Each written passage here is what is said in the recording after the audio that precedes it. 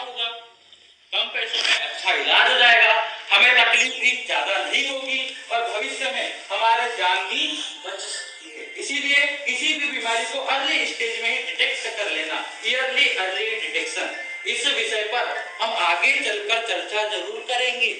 लेकिन उससे पहले एक विचित्र वो सवाल, बहुत ही विचित्र वो सवाल मैं यहाँ बैठे हर एक इंसान से जरूर करना चाहूंगा। क्या आप लोग मेरा साथ देंगे? यस और नो? अभी इस हॉल में ऐसा कोई इंसान यहाँ पर मौजूद है जिसने घर से बाहर निकलने से पहले अपना चेहरा आईने में ना देखा हो? सभी लोगों ने देखा है? नॉर्मल है, सभी ने देखा है। ठीक, अभी कोई मुझे बता सकता है कि हम हर दिन अपना चेहरा आईने में क्यों देखते हैं? वही नाक है, वही मुंह है, वही कान है, वही हमारे बाल है, लेकिन हर दिन हम अपना चेहरा आईने में क्यों देखते हैं? अच्छा लग रहा है और कोई तंगी करते। और एक आम इंसान अपना चेहरा आईने में हजारों बार देख लेता है, और क्यों देखता है? इसके पीछे एक ही लॉजिक है, वेरी सिंपल, एक ही लॉजिक है कि घर से बाहर निकलने से पहले, बाहर की दुनिया में कदम रखने से पहले हम बाहर की दुनिया के लिए प्रेजेंटेबल है या नहीं है, ये हम पूरे दिल से तसल्ली करना चाहते हैं। लेकिन हमारे शरीर में एक अमाशय है, हमारा दिल है, हमारे फेफड़े, हमारे लीवर, किडनी, हमारे अंग है। हमने जब से जन्म लिया है तब से ये बिना रुके, बिना छुट्टियां मनाए कंटिन्यू हमारे शरीर में काम कर रहे हैं। हम तो छुट्टियां मना लेते हैं, लेकिन ये बिना छुट्टियां मनाए, बिना रुके कंटिन्यू हमारे शरीर में लगातार काम कर रहे हैं। ये किस कंडीशन में, किस हालत में, क्या हमने इन्हें कभी देखने की कोशिश की है? क्या हमने हमारे शरीर के अंदर का आईना साल में एक बार भी देखने की कोशिश की है क्या? अरे हमारा पेट कैसा है, हमारा लीवर कैसा है, हमारी किडनी कैसी है, हमारा हार्ट कैसा है, हमारे लंग कैसे, कभी जानने की कोशिश की है क्या? कभी गंभीरता से लेने की कोशिश की है क्या? नहीं। इसलिए हमें क्या करना होगा?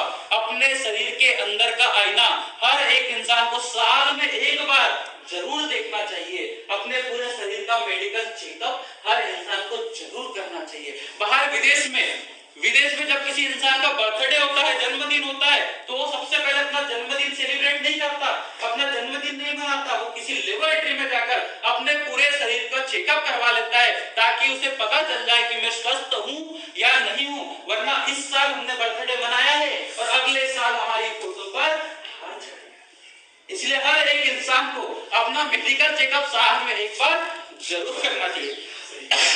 और जो दूसरा रास्ता है, that is called total body detoxification। Total body detoxification, संपूर्ण शरीर का शुद्धिकरण करना, संपूर्ण शरीर का शुद्धिकरण करना, ये दुनिया के हर एक इंसान को फॉलो करने का सजेशन दिया गया है।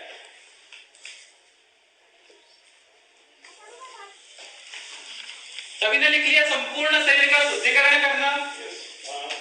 लिख लिया था? ठीक। कोई मुझे बता सकता है कि हमें हमारे शरीर का शुद्धिकरण क्यों करना चाहिए? स्वस्थ रहने के लिए। ठीक। और शरीर के अंगों के आंतरिक सफाई के लिए, सफाई के लिए, राइट। स्वस्थ रहने के लिए सफाई रहेगी तो स्वस्थ रहेंगे।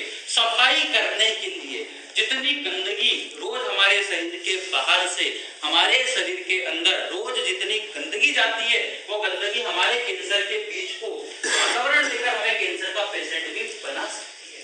उसी गंदगी की सफाई करने के लिए हमें टोटल बॉडी डिटॉक्सिफिकेशन करना चाहिए। अब हमारे शरीर में रोज रोज बाहर से अंदर की ओर क्या जाता है? हवा, राइट। और खाना पीना, भोजन, पानी, हवा, और इसी के साथ साथ हमारे विचारों का प्रभाव भी हमारे शरीर में जाता है। आजकल ना खाना शुद्ध, ना पानी शुद्ध है, ना हवा शुद्ध है, और यहाँ तक कि कुछ लोगों के तो विचार भी शुद्ध नहीं है।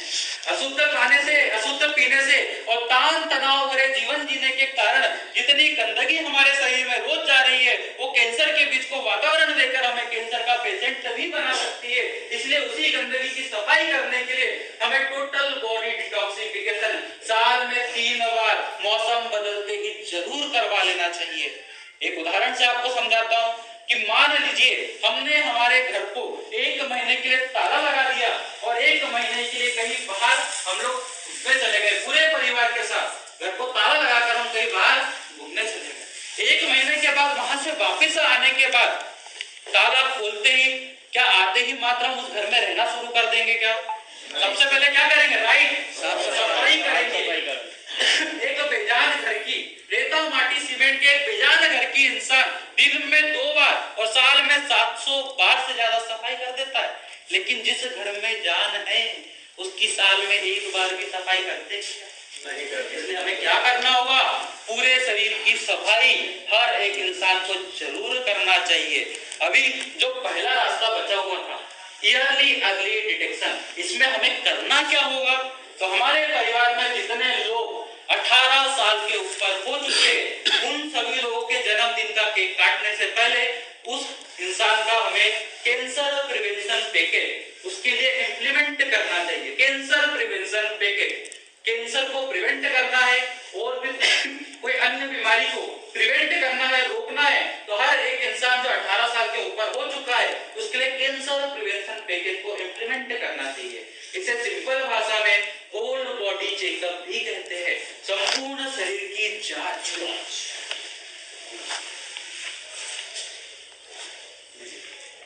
संपूर्ण शरीर की जांच नहीं, सभी ने लिख लिया? ठीक। क्या कोई भी एक व्यक्ति मुझे बता सकता है कि होल बॉडी चेकअप एग्जैक्टली होता क्या है? संपूर्ण शरीर की जांच होती है तो मुझे भी पता है, लेकिन एग्जैक्टली क्या होता है? क्या किसी बड़ी मशीन के अंदर इंसान को डाल दिया, बाहर निकाल लिया, रिपोर्ट दे दी, क्या यही है क्या? नहीं, ये नहीं। क्या होता है? सर खुल के बोलिए, खुल के, बिल्कुल बिंदास खुल के बोलिए। है डरने नहीं आया, हम सब शिक्षक वर्ग है, खुल के बोलिए। नहीं, शरीर के सभी अंगों की जांच, सभी अंगों की जांच। ओके, और ठीक, कुछ लोगों के कैंसर आए, सबके नहीं आए, डॉक्टर के पास जाते हैं। ओके, ठीक, कुछ लोगों के कैंसर आ रहे हैं, कुछ लोगों के नहीं आ रहे, लेकिन मुझे माफ कीजिएगा सर मैडम, मुझे माफ कीजिएगा, बिल्कुल माफ कीजिएगा, यही हमारे देश का दुर्भाग्य है। और हमारे देश का दुर्भाग्य क्या है कि 79% लोगों को ये पता ही नहीं होता कि होल बॉडी चेकअप एग्जैक्टली है क्या। ये मैं नहीं कहता, ये WHO वर्ल्ड हेल्थ ऑर्गेनाइजेशन का सर्वे कहता है कि हमारे देश में 79% लोगों को ये पता ही नहीं होता कि होल बॉडी चेकअप एग्जैक्टली है क्या। क्या आप सभी लोग होल बॉडी चेकअप है क्या जानना चाहेंगे? यस और नो, या मैं आगे बढ़ जाऊं? तो सभी लोग लिखिए।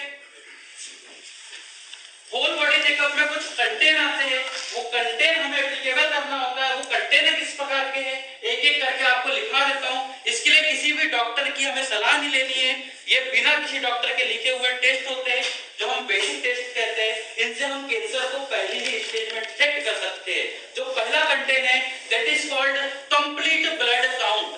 कंप्लीट ब्लड काउंट, संपूर्ण रक्त की जांच।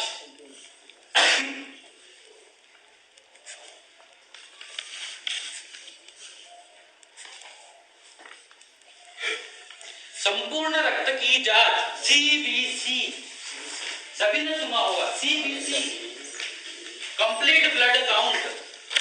सभी का हो गया? ठीक, आगे बढ़े। ठीक, fasting sugar and post meal sugar. Fasting sugar and post meal sugar, खाने के पहले की शुगर और खाने के बाद की शुगर।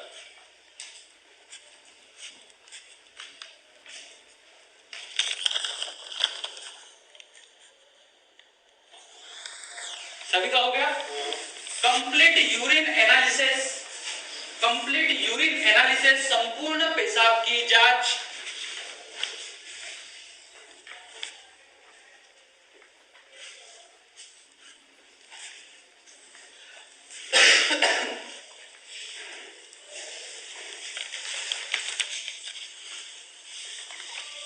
गरम है। लिख लिया? जी। ठीक, इसके बाद लिखिए lipid profile test, lipid LIPID, lipid profile test, lipid profile test.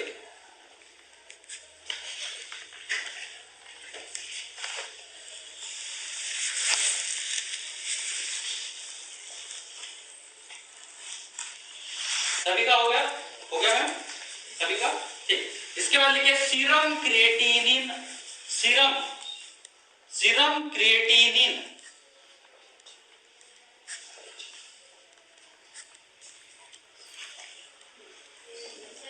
Serum creatinine, serum creatinine 9, last में 9 कर लीजिएगा, NINE, प्रोनाउंसिएशन दूसरा होता है, इसका क्रिएटिनिन होता है, क्रिएटिनिन। लिख लिया? नहीं लिखा है होगा तो मैं लिख के दे दूंगा बाद में, अभी लिख लीजिए जितना लिखा गया है। ठीक है, लिख लिया? इसमें 2 कंटेंट सबसे इंपॉर्टेंट है, liver function test, liver function test LFT, liver function test.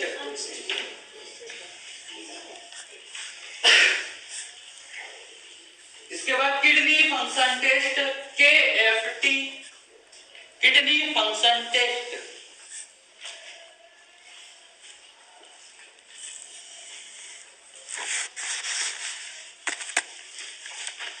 सभी ने लिख लिया? इसके बाद होल चेस्ट का एक्सरे, संपूर्ण छाती का एक्सरे।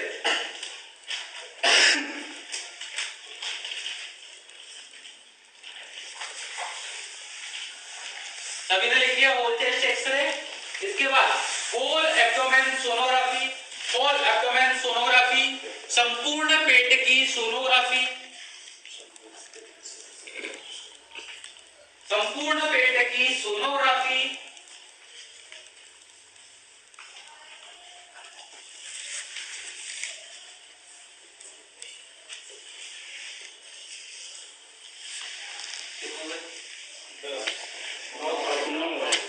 इसके बाद लिखिए हाइट, हमारा वेट और हमारी डाइट, इन तीनों का बैलेंस होना, हमारी ऊंचाई, हमारा खानपान और हमारे वजन का बैलेंस होना।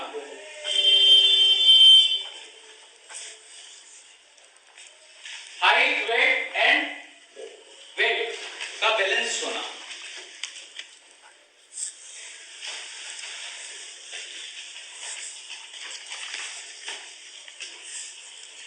सभी का हो गया? सभी ने लिख लिया? ठीक, लिख लिया है। इसको लेमिनेट करवा के रखिएगा। किसी भी लेबोरेटरी में जाएंगे, जहां भी ये 10 कंटेंट अवेलेबल होंगे, वहीं से हमें होल बॉडी चेकअप करवाना है। लेकिन हमने लिख लिया है, घर जाके लेमिनेट भी करवा लिया अच्छे से। सिर्फ लिखने लेमिनेट करवाने से क्या हमारा होल बॉडी चेकअप हो जाएगा? वो हमें देखना है, हम उसे देख रहे हैं, क्या होल बॉडी चेकअप हो जाएगा? इसीलिए हमें किसी लेबोरेटरी में जाकर ये 10 कंटेंट जरूर एप्लीकेबल करना चाहिए। और यहाँ की रिपोर्ट, ये 10 कंटेंट, ये 10 टेस्ट करने के बाद इस रिपोर्ट को लेकर अपने किसी भी फैमिली डॉक्टर के साथ हमें 5 से 10 मिनट का समय जरूर निकालना है और उनसे पता लगवा लेना है कि हमारे शरीर में एग्जैक्टली चल क्या रहा है, हमारे अंग किस प्रकार से काम कर रहे हैं, कहीं हमारे शरीर में कोई गड़बड़ी तो नहीं हो गई। लेकिन थोड़ी सी गड़बड़ी है, बाद में देखेंगे, अरे जो होगा देखा जाएगा, ऐसे विचार हमें नहीं रखना है। क्योंकि वो छोटी सी गड़बड़ी के पीछे कैंसर या कोई बड़ी बीमारी छुप कर वो बैठी होगी तो रातों रात इंसान का जीवन बर्बाद भी हो सकता है। इसलिए ये टेस्ट हमें जरूर करवाने चाहिए, साल में 1 बार। इसके बाद कभी भी किसी बच्चे की स्थिति हमारे परिवार में इस तरह की नहीं बनना चाहिए। तो WHO और ICMR जैसी बड़ी बड़ी मेडिकल संस्थानों की एक वार्निंग आ चुकी है। और उनकी क्या वार्निंग आ चुकी है कि हमारे देश में बच्चों को नर्सरी से ही इस प्रकार का खानपान मिलना शुरू हो चुका है कि बच्चों की स्थिति इस प्रकार की हमारे देश में बढ़ते जा रही है, बनते जा रही है। और हमारा देश, हमारा ही भारत देश 7-8 साल के बाद एक ऐसा भारत देश बन जाएगा जहां पर हर चौथे 5वें घर का बच्चा ब्लड कैंसर का शिकार भी हो सकता है। बच्चों की इस स्थिति को अगर जानना है तो एक दिन की छुट्टी लेकर किसी कैंसर के हॉस्पिटल में विजिट करके आइएगा। 3-3, 4-4 साल के बच्चे जिन्होंने अपने जीवन में अभी तक कुछ देखा भी नहीं, ऐसे पूरी नली लगे हुए वहां पर सोए हुए, उनके माता पिता क्या आंसू रुकने का नाम नहीं लेते। अरे एक किस्सा मेरे साथ ही नागपुर में हुआ।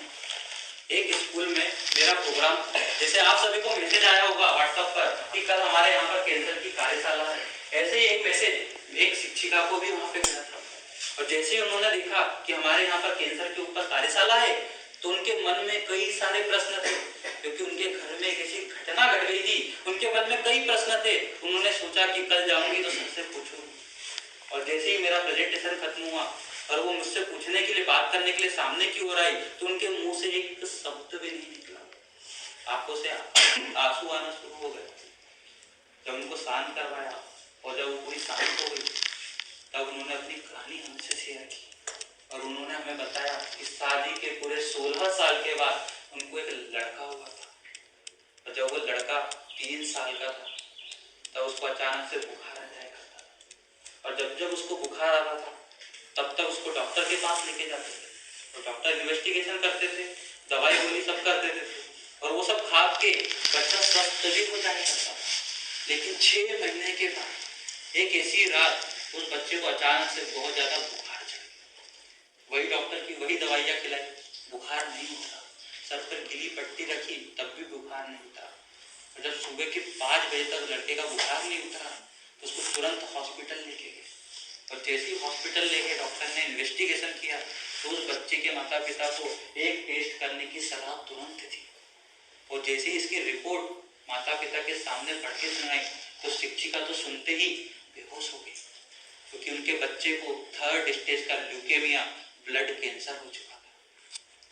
हर हफ्ते डॉक्टर लाखों का खर्चा बताते थे। इतना पैसा मैडम के पास नहीं था। उन्होंने अपने पूरे शिक्षी के पैसे से एक मकान बनवा के रखा था, उसको पूरे 90 लाख रुपए में बेच दिया और बच्चे का इलाज करना शुरू कर दिया। एक बात हमने बड़े ही करीबी से नोट की है कि घर में अगर किसी को कैंसर हो जाता है, तो पूरे परिवार का दिमाग काम करना ही बंद कर देता है। यही कंडीशन शिक्षिका की भी थी। जैसा दोस्त मित्र, जैसा आस पड़ोस के लोग बताने लगे कि बच्चे को हैदराबाद लेके जाओ, तो हैदराबाद लेके दौड़े, मुंबई लेके जाओ तो मुंबई लेके दौड़े। सब कुछ किया, लेकिन बच्चा रिकवर नहीं हो पा रहा था। और जब बच्चा रिकवर नहीं हो पा रहा था, तब ऐसी पढ़ी लिखी शिक्षिका थी पैसे से, टीचर थी पैसे से, उन्होंने अंधविश्वास पर विश्वास कर लिया और लाखों रुपए उधर भी ऐसे ही खर्च कर दिए। जितने का मकान नहीं बेचा था, उससे ज्यादा का खर्चा आ गया था। लेकिन सब कुछ करने के बाद भी अपने 3 साल के बच्चे का जीवन नहीं बचा। यार उसी बच्चे की कहानी नहीं है, हमारे देश में ऐसे कई सारे बच्चों की कहानियां इसी प्रकार से बनते जा रही है। सर मैडम, जब किसी बच्चे को ब्लड कैंसर हो जाता है, तब उसके शरीर में हमें क्या क्या लक्षण दिखना शुरू हो जाते हैं। तो ये लक्षण कुछ इस प्रकार के हैं, जैसे कि बच्चों को बेमौसम बुखार का आना। बेमौसम बुखार का आने का मतलब कि आस पड़ोस के बच्चे स्वस्थ है, तंदुरुस्त है, खेलते हुए नजर आ रहे हैं, लेकिन बच्चा बार बार बुखार आकर बिस्तर पकड़ लेता है। जो खाना बच्चे को बहुत ज्यादा पसंद था, वही खाना खाने से मना कर देता है। मतलब खाने पीने में अरुचि दिखाना शुरू कर देता है। बच्चे का सर बहुत ज्यादा तेज दर्द होता है, पूरा शरीर मचलने लगता है, जीव मचलने लगता है। पीलिया साल में 2 से 3 बार हो जाता है। पीलिया पलट पलट कर आना, पूरा शरीर पीला पड़ चुका है। और इतनी ज्यादा बच्चा कमजोरी महसूस करता है कि बाहर में खेलता हुआ भी नहीं दिखेगा और बार बार बिस्तर पे सोया हुआ ही मिलेगा। इतनी ज्यादा, हद से ज्यादा कमजोरी बच्चा महसूस करता है। तो ये लक्षण इस प्रकार के बच्चों को दिखना शुरू हो जाते हैं।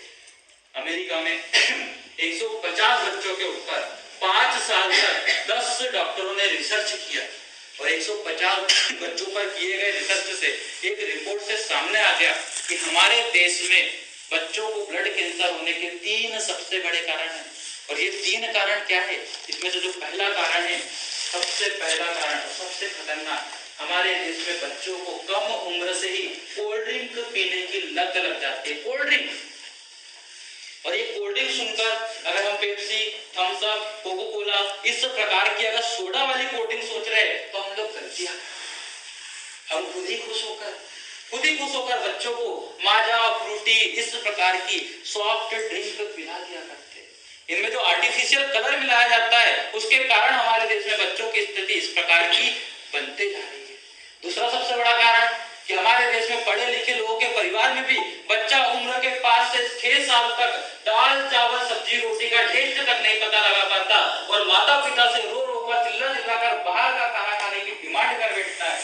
और जो माता पिता फूड कॉन्शियस नहीं होते, अपने बच्चों के फूड के प्रति कॉन्शियस नहीं होते, वो माता पिता अपने बच्चों को अज्ञानतावश बाहर का खाना खाने के लिए प्रोत्साहित कर बैठते और बच्चों का रोना चुप कराने के लिए, बच्चों का चिल्लाना चुप कराने के लिए बच्चे के हाथ में 10 या 50 का नोट थमा देते हैं। अभी आप ही लोग मुझे बताइए, 10-50 का नोट लेकर बच्चा किराना दुकान पे जाकर काजू बादाम खाता होगा क्या?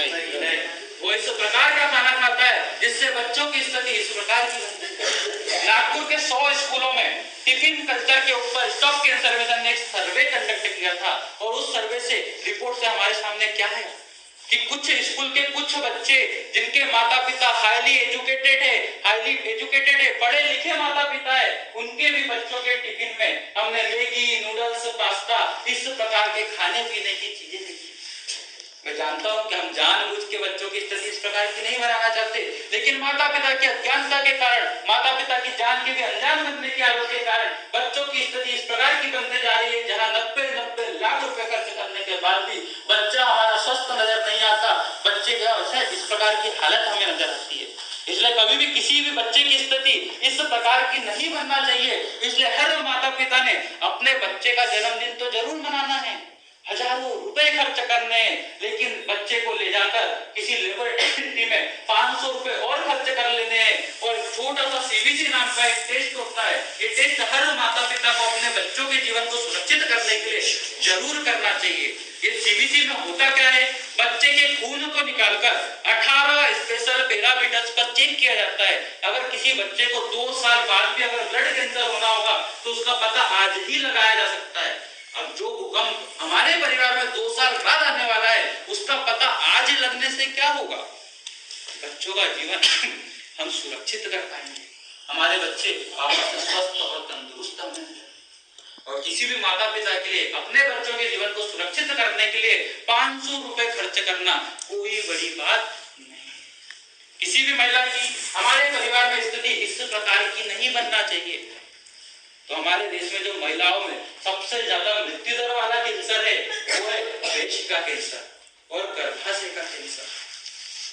और लेटेस्ट स्टैटिस्टिक्स क्या कहता है कि हमारे देश में हर 4 मिनट में एक महिला को ब्रेस्ट कैंसर डिटेक्ट होता है और हर 10 मिनट में 2 महिलाओं की मौत ब्रेस्ट कैंसर के कारण हो जाती है। अभी लगभग 50 से 60 मिनट से आप सभी को यहाँ में जागरूक करने का काम इस हॉल के बाहर, हमारे शहर के बाहर, किसी हॉस्पिटल में, किसी घर में, किसी और गांव में, शहर में क्या हो चुका होगा, 8 से 10 महिलाओं ने ब्रेस्ट कैंसर के कारण अपना जीवन गंवा दिया। एक घटना हमारे सर के ही घर की है, हमारे सर की मौसी जी। वो किस्सा मैं आपके साथ जरूर शेयर करना चाहूंगा।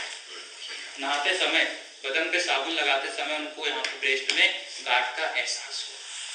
जैसे उनको गांठ का एहसास हुआ वो घबरा गई, लेकिन उन्होंने घर में किसी से भी ये बात नहीं बताई। अपनी पड़ोस की महिला से उन्होंने ये बात शेयर की कि मुझे यहाँ ब्रेस्ट में गांठ का एहसास हुआ। गांठ मतलब कैंसर, इतना तो हर कोई जानता है।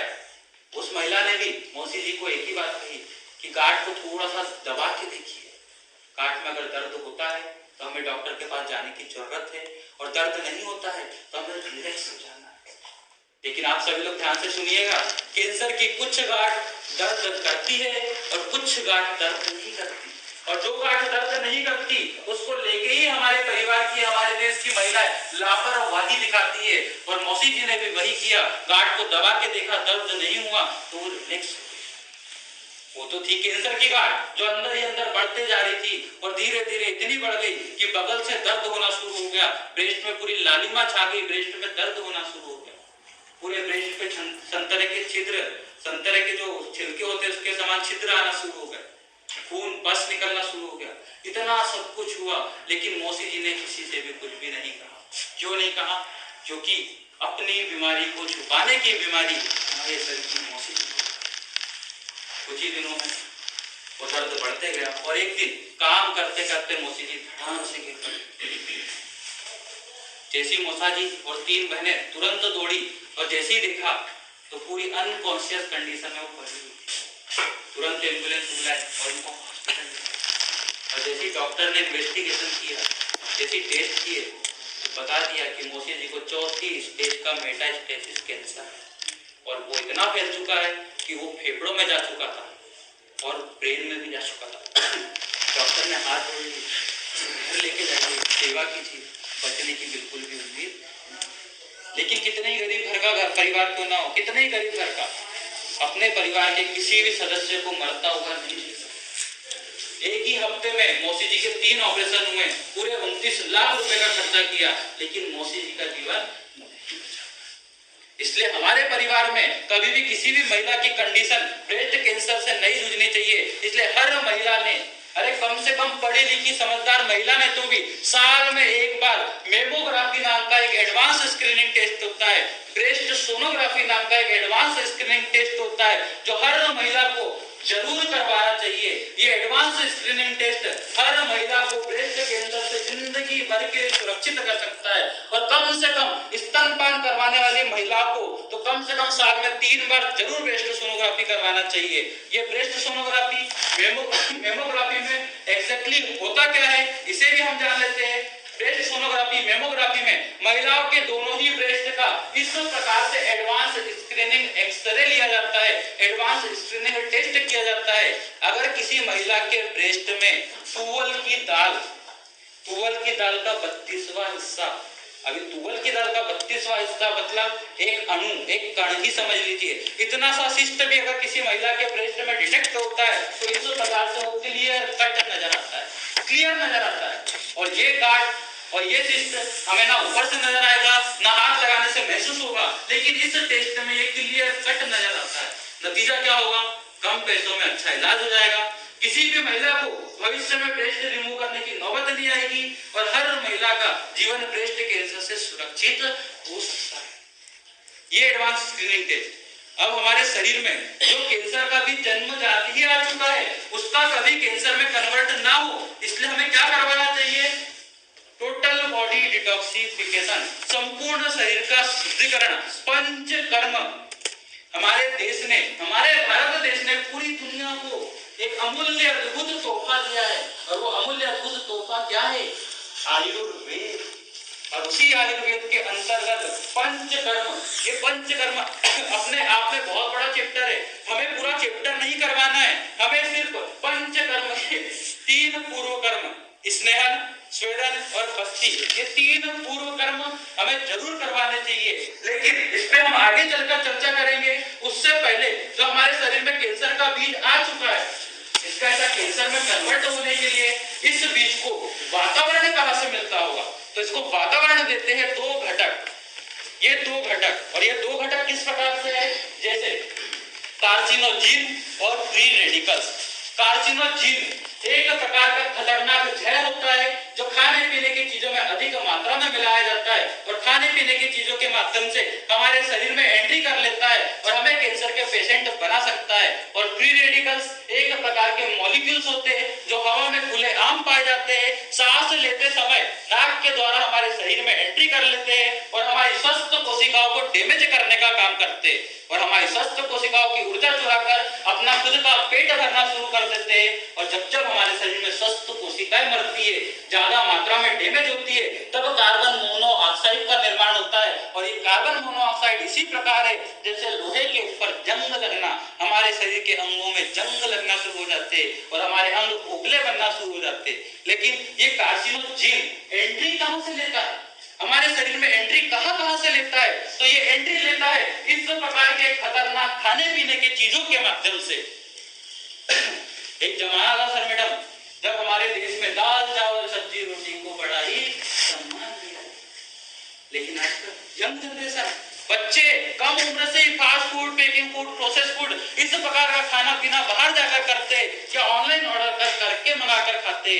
अभी आप लोग अपने मन से सोचिए कि हमारे घर में अच्छे से अच्छा हाई क्वालिटी का खाना 2 दिन भी ठीक से टिक नहीं पाता है। यस और नो? लेकिन बच्चे जो कम उम्र से बाहर का fast food, packing food, process food खाते हैं, इनको 2-2, 3-3 महीने तक फ्रेश अवस्था में फ्रेश कंडीशन में कैसे रखा जाता होगा।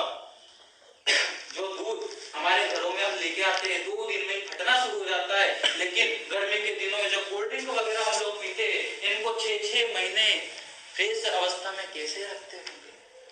इनको फ्रेश कंडीशन में रखने के लिए इनमें प्रिजर्वेटिव नाम का एक केमिकल मिलाया जाता है। और प्रिजर्वेटिव क्या है? नाइट्रेट, नाइट्राइट, पीएचडी, इस प्रकार के खतरनाक केमिकल जो खाने पीने की चीजों को फ्रेश कंडीशन में रखने के लिए मिलाए जाते हैं, तो हमारे शरीर में जाकर हमारे शरीर के डीएनए स्ट्रक्चर को डैमेज करना शुरू कर देते हैं। इसके बाद कार्सिनोजेन और हमारे शरीर में कहां से एंट्री लेता है? तो ये एंट्री लेता है धूम्रपान करने के कारण। कॉलेज के बच्चों में कम उम्र से धूम्रपान की गंभीर लत लग जाती है। अभी हम लोग सोच रहे होंगे सर हम तो धूम्रपान नहीं करते, हम लोग भले धूम्रपान ना करते हो, लेकिन हमारे आसपास के लोग जो धूम्रपान करते हैं उसके कारण भी हम कैंसर के पेशेंट बन सकते हैं। क्योंकि जो इंसान सिगरेट पीता है उसके कारण हम भी कैंसर के पेशेंट बन सकते हैं। क्योंकि एक्टिव स्मोकिंग से कई गुना ज्यादा खतरनाक पैसिव स्मोकिंग मानी जाती है। और जब एक इंसान सिगरेट पीने के बाद धुआं वातावरण में छोड़ता है उसमें कई प्रकार के जहर पाए जाते हैं, लेकिन 4 सबसे खतरनाक जहर। सबसे पहला बेंजीन, जो हम दीवारों पर पेंट मारते हैं, ये बेंजीन ये भी सिगरेट के धुएं में पाया जाता है। अमोनिया, टॉयलेट क्लीनर में जो सफाई के लिए डालते हैं वो भी सिगरेट के धुएं में पाए जाते हैं। और तीसरा आता है एसीटोन, जो महिलाएं नेल पॉलिश को रिमूव करने के लिए जो थिनर लगाती है उस थिनर के अंदर एक केमिकल पाया जाता है एसीटोन, वो भी सिगरेट के धुएं में पाया जाता है। और सबसे खतरनाक, आप सबका तो दिमाग भी सुनने कर सकता है, इतना खतरनाक चूहे मारने की दवाई में जो जहर मिलाया जाता है हाइड्रोजन साइनाइड, वो भी सिगरेट के धुएं में पाया जाता है। फिर भले ही हम लोग स्मोकिंग ना करते हो, लेकिन हमारे आसपास के लोग जो स्मोकिंग करते हैं उनके कारण भी हम कैंसर के पेशेंट बन सकते हैं। और कोई अगर छोटा बच्चा वहां खड़ा है तो वो भी जाने अनजाने में ब्लड कैंसर का शिकार बन सकता है। कार्सिनोजेन और कहां से एंट्री लेता है? शराब के कारण, एल्कोहल के कारण। एल्कोहल, शराब हमारे शरीर में 7 प्रकार के कैंसर को जन्म दे सकती है। उसके बाद आता है fast food, baking food, process food के कारण। रोज सुबह चाय में जो टोस्ट हम लोग डुबा कर खाते हैं, सर मैडम वो टोस्ट बनती काहे की है? मैदे की, राइट सर, मैदे की। और मैदा हमारे शरीर में स्लो पॉइजन का काम करता है, धीमे धीमे जहर का काम करता है। हमारे पेट में जाकर हमारी 32 फीट अतड़ियों में जाकर चिपक जाता है, कड़क बन जाता है।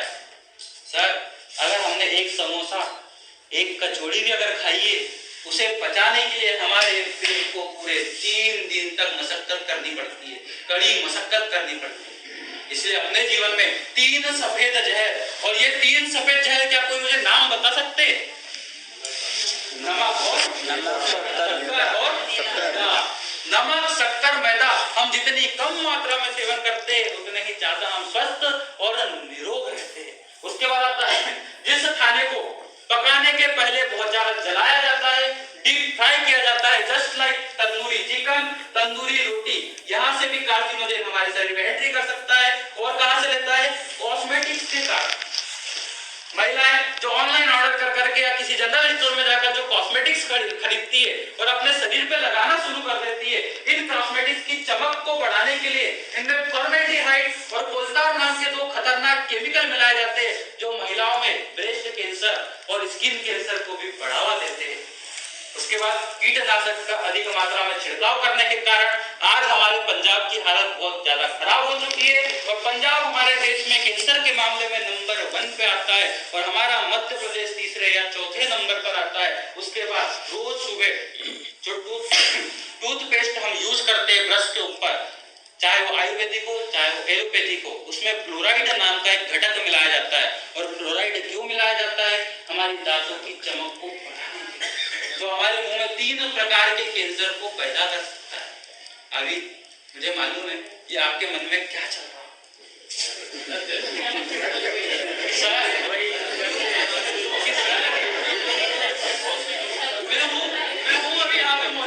सर प्लीज अभी मैं यहाँ हूँ, और जब तक मैं यहाँ हूँ हर एक चीज का निदान जरूर करके जाऊंगा। हमें ब्रश करना बंद नहीं करना है, लेकिन एक बात अपने पूरे परिवार को बताइएगा, अपने सभी बच्चों को बताइएगा जिनको शिक्षा देते हैं कि हमारे ब्रश करने का समय 3 से 4 मिनट से ज्यादा का नहीं होना चाहिए और ब्रश करने के तुरंत बाद हमें गर्म पानी से कुल्ला जरूर कर लेना चाहिए, क्योंकि अगर जो क्लोराइड हमारे दांतों में चिपक के रह गया है, गर्म पानी से कुल्ला करने से वो निकल जाता है और हमारे दांत भी साफ हो जाते हैं और कुछ दिक्कत भी नहीं आती है।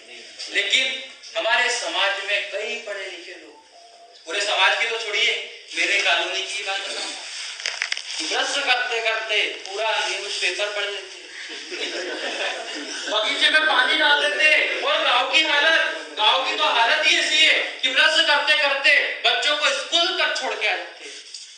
इसके बाद आता है कोल्ड ड्रिंक। एक जमाना था जब हमारे परिवार में, हमारे घरों में कोई मेहमान आता था गर्मी के दिनों में, तो उसका सम्मान, उसका स्वागत कैसे करते थे? छाछ, मटे, दही, लस्सी, इस प्रकार से उसका स्वागत किया जाता था। लेकिन आजकल गर्मी के दिनों में कोई मेहमान आता है तो उसका सम्मान कैसे करते हैं? ठंडा पिएंगे क्या? ठंडे के पीछे तो हमारा प्यार है, लेकिन जाने अनजाने में हम उनका जीवन भी ठंडा कर सकते हैं। उसके बाद आता है पॉलीथीन।